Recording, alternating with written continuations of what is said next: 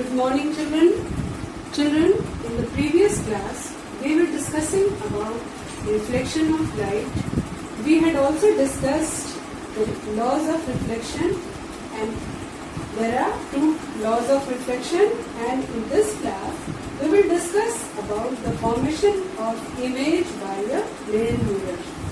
Formation of image by a plane mirror. Now suppose this is a point source of light. This is a point source of light, and we have to keep a plane mirror just in front of the point source. This is the point source of light, and M dash is a plane mirror. M dash is a plane mirror. Now what we have to do? We have to draw two rays. See here, ray SA and SB. These are the two rays which we have to draw. Any two rays you can draw. This is SA and SB, which is coming from this point source. Rays SA and SB is coming from the point source, coming towards the plane mirror. Now, these are the incident ray for the mirror M dash. These are the incident rays for the mirror M dash. Now, we will draw the normal AN. See here, we will draw the normal AN and BN dash. From AN is the normal at the point A, and BN dash is the normal at the point B.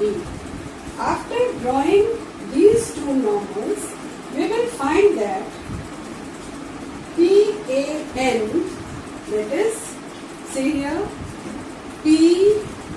PAN. First of all, we have to do what we have to do. We have to, after drawing the normals, we have to draw the reflected ray. See here, from point A, AP is the reflected ray of incident ray SA. SA is the incident ray and the reflected ray is AP. SB is the incident ray and the reflected ray of SB is the BQ. So, rays AP and BQ are the reflected rays. Now, you see angle PAN. Angle PAN. As we have learnt in the laws of reflection, that the angle of incidence is equal to the angle of reflection. So, angle of incidence is SAN and angle of reflection is NAP.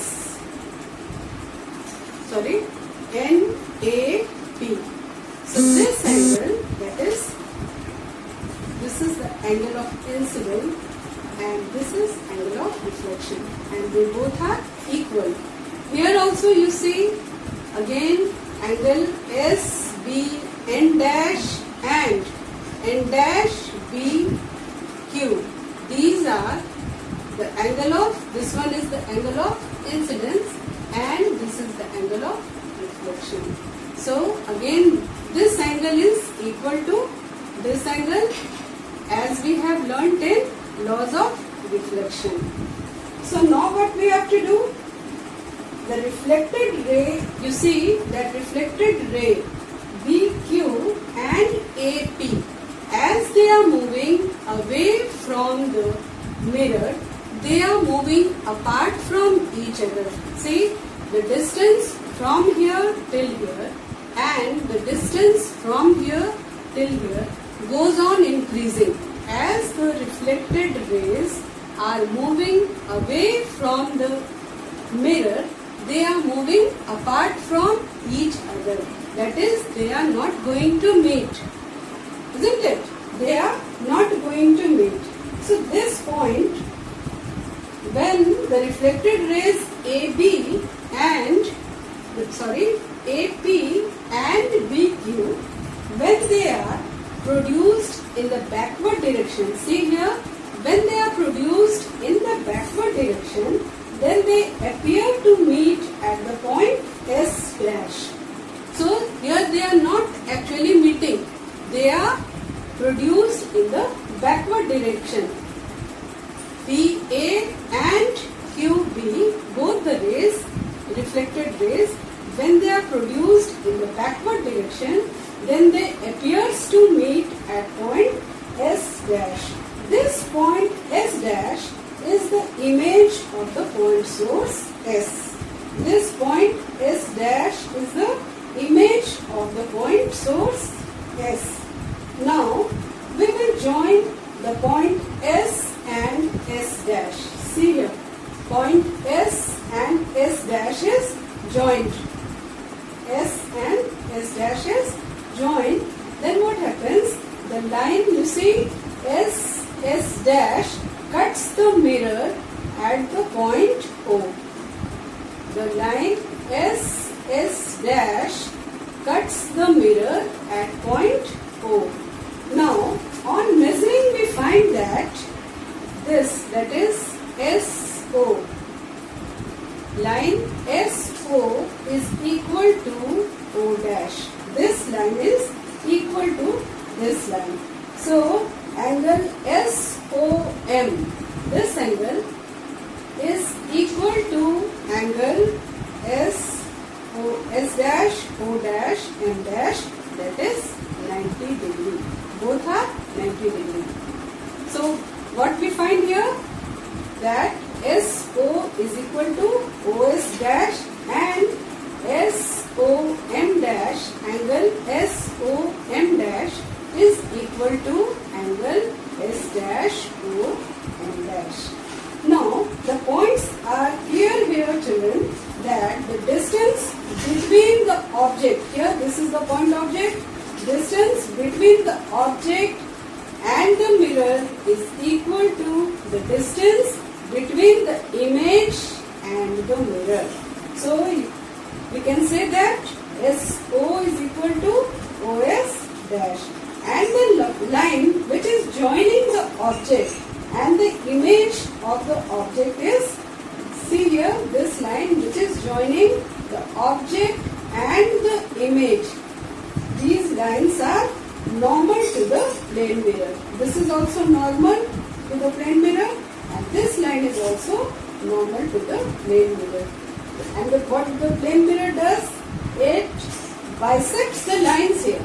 Here the line S dash is bisected by the plane mirror. So S dash O is equal to OS dash. That is OS dash is equal to OS. Distance between the object and the mirror is equal to distance between the image and the object. Now, the image formed here, you see here, the image is formed here. The image of point source S is formed here, that is S dash. But it is not due to the actual intersection of reflected rays. If the rays intersect actually, that is, if P and Q will able to, or you can say it would able to intersect each other in actual manner, then the image formed is the real one. But the lines are intersecting each other, but not the intersection is not the actual one. Due to this, when these reflected rays are produced in the backward direction, they appears to meet here, and they appears to meet, that is due to apparent intersection of rays. Such images are known as virtual image. Such images are known as virtual image because they are not intersecting, the lines, the reflected rays are not intersecting each other in an actual manner. So, this is known as the virtual image, which is not formed by the actual intersection of reflected rays. Now again there is a question, children, that how to obtain the real image then? The image is obtained here, but the image which is obtained is not the real one, it is the virtual one. Then how can we obtain the real image? We can obtain the real image by using spherical mirrors, because by using suitable spherical mirrors we can get the image which is formed by actual intersection of reflected rays, and it is known as real image. Once again, let me repeat. We can obtain the real image by using suitable spherical mirrors, and which is, in case of choosing suitable spherical mirrors, the actual intersection of reflected rays takes place, and due to the actual intersection of reflected rays, the real image is obtained. Now children, we will learn about what is spherical mirror. Children, you must have observed your face in a shining stainless steel spoon. Sometimes it appears bigger when observed through one side of the spoon. Sometimes it appears smaller when observed through another side of the spoon. The face is same. The face is not going to change. It is not changed. But you might have observed that when you are observing your face from one side of the spoon, then it is appearing small, and if you are observing it from another side of the spoon, then it is comparatively bigger. These are the things which is different from the plane mirror, because just now we have learned that in case of plane mirror, what happens? We get the image of the same size. The size of the object and the image size is same. Now we can realize that the differences is due to the curved reflecting surface. Now there are different shapes of curved mirror, but the simple one is the spherical mirror. Now we will learn about spherical mirrors.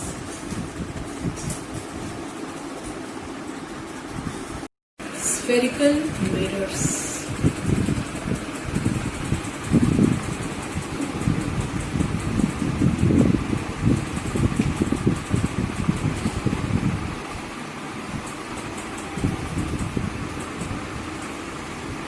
What are spherical mirrors? When the mirror is a part of sphere, that is made up of glass, it is called spherical mirrors. Once again, when the mirror is a part of sphere, the sphere which is made up of glass, it is called spherical mirrors. Spherical mirrors are of two types. First one is concave mirror,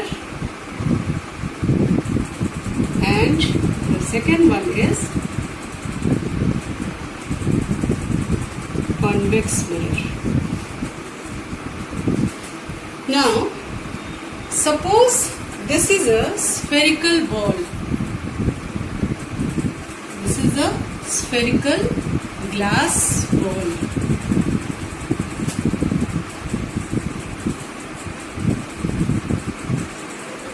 If children, we will cut a section of this ball, and then suppose that a section of this ball is cut, and then it is polished. This surface is polished. After that, silver coating is done over it. What is done?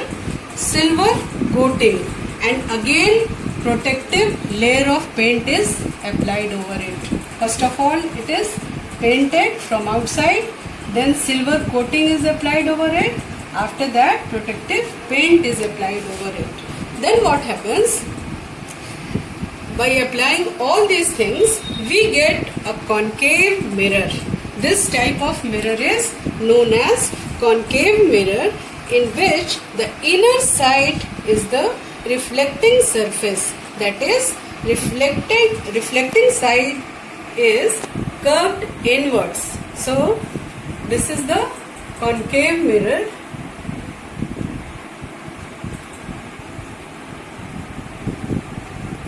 in which the reflecting side is inward. This side will behave as a reflecting side. On the other hand, when these things are done in this direction, that is, the painting is done here on the inner side, the silver coating is also applied on the inner side, and then protective layer of paint is also applied lastly at the inner side. Then this type of mirror, the reflecting surface is on the outer side, and it behaves like it is known as convex mirror. It is known as convex mirror. So once again children, when the mirror is painted in the outward side, then and the inner surface is behaving like, you can say it is behaving like a reflecting surface, and on the other hand, when the outer surface is painted and the inner surface is behaving like a reflecting surface, then it is known as, when inner surface is behaving like a reflecting surface, then it is known as concave mirror, and when outer surface is behaving, that is this surface is behaving like a reflecting surface, then it is known as convex mirror. I think children that the concave mirror and convex mirror you have understood nicely. Okay children, now we have to learn the different terms which is used in spherical mirror. These terms will help us to understand the details of the spherical mirror. So we have to learn about the different terms which is used in the reflecting surface. And these terms will help us to understand the different images formed by the concave or convex mirror. First one is, now we have to know what is center of curvature. What is center of curvature? Children, center of curvature, you see here, it is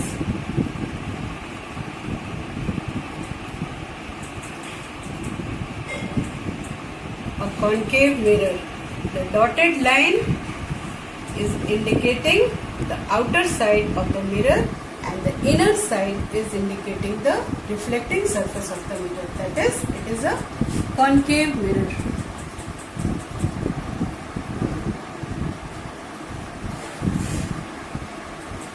And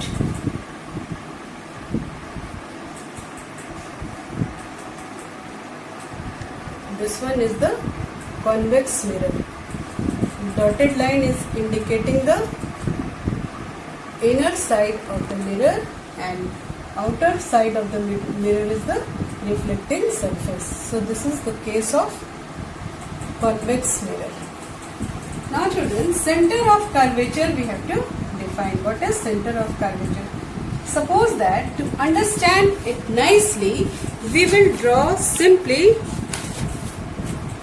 a circle. We will draw a circle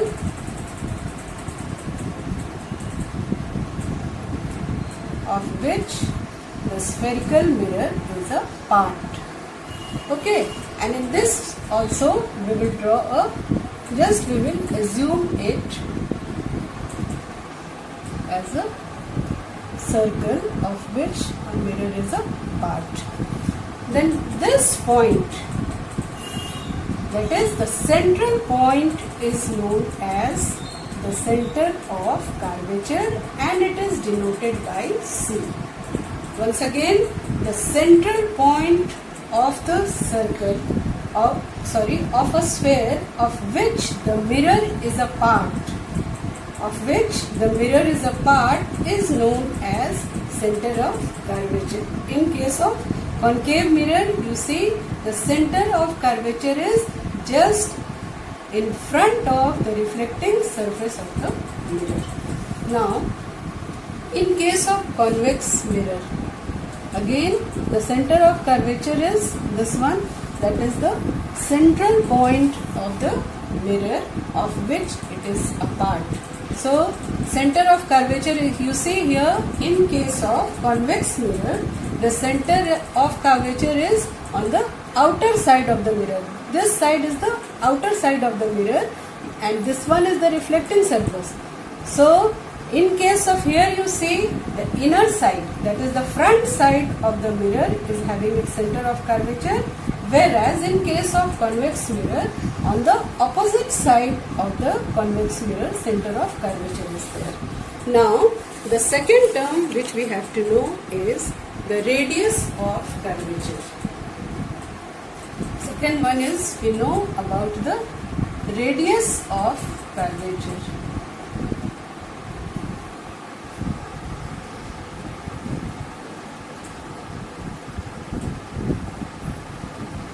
The radius of curvature is, children, simply the radius of the circle of which the mirror is a part. Mirror, you know children, that concave mirror or convex mirror, whatever we are taking, it is the part of a spherical mirror. So, radius of curvature is the radius of that sphere of which a mirror is a part.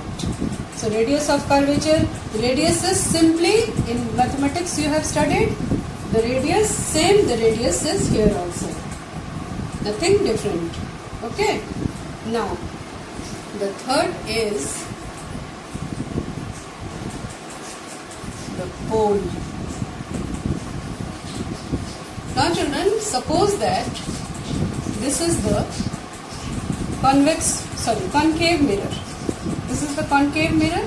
So, pole is the central point of the mirror. So, this is a concave mirror and pole is the central point on that particular part of the mirror. The particular part of the mirror is this one, from here till here, and the central point is known as its pole. Here also, the central point, this is the convex mirror and the pole is the central part. Pole is the central part of this particular section. Okay, and it is denoted by P. Pole is denoted by P. Center of curvature is denoted by C. Now, fourth is the principal axis. Principal axis. Now, what is principal axis? Simply children, this is the pole and this is the center of curvature. A line which is joining the center of curvature to the pole. It is known as principal axis. Here also, this is the center of curvature and this is the pole. So, the line which is joining the center of curvature to the pole is known as principal axis. Now, fifth one is focus. What is focus? Suppose that children,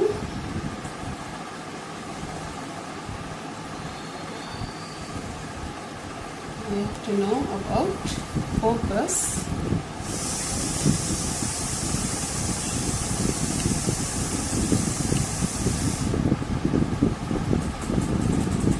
So, simply this is a concave mirror and this one is the convex mirror.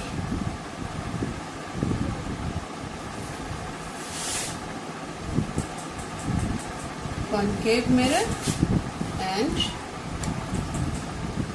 convex mirror. As we have learned just now that this is the center of curvature, this is the principal axis and This is the pole. Center of curvature, principal axis and the pole. Here also pole, principal axis and center of curvature in case of convex mirror. Suppose that children, parallel lines are coming, parallel rays of beam are coming to the mirror. Then after reflecting from the mirror, in case of concave mirror, they actually meet at a point. Here also, after reflecting from here, it actually meet a point on the principal axis. Say here, beam of rays coming from any source of light after reflecting from the concave mirror. See here, it is reflecting from the concave mirror. Then it actually meets at a point on the principal axis. So this point is known as focus. This point is known as focus and it is denoted by F. Once again, let me repeat. The parallel rays of light which is falling on the concave mirror after reflecting from the mirror actually meet at a point on the principal axis, and this point is known as focus of the concave mirror. Now see, in case of convex mirror, again the beam of rays coming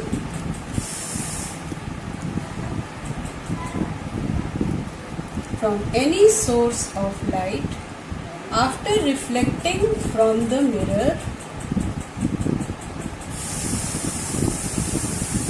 turns in this way because they are not actually meeting the point. They appears to meet at a point. This point is known as focus in case of convex mirror.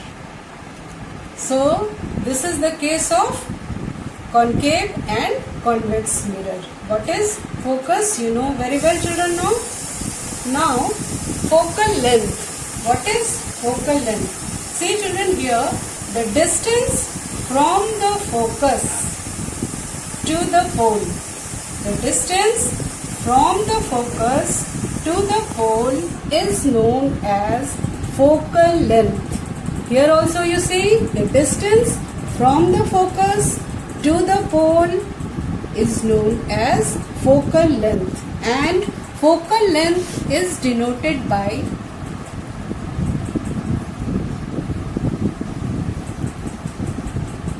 small f. Focal length is denoted by small f, and you see here children that focal length, that is this length, is half of the principal axis. That is, you can say radius of curvature, not principal axis, but it is actually the radius of curvature. So focal length is found to be half of the radius of curvature. That is, it is in the midway of C and P. Here also focal length is the half of the radius of curvature. That is, it is found midway in between pole and the center of curvature. So we can easily say that focal length is equal to half of the radius of curvature. Okay children, that's all for today.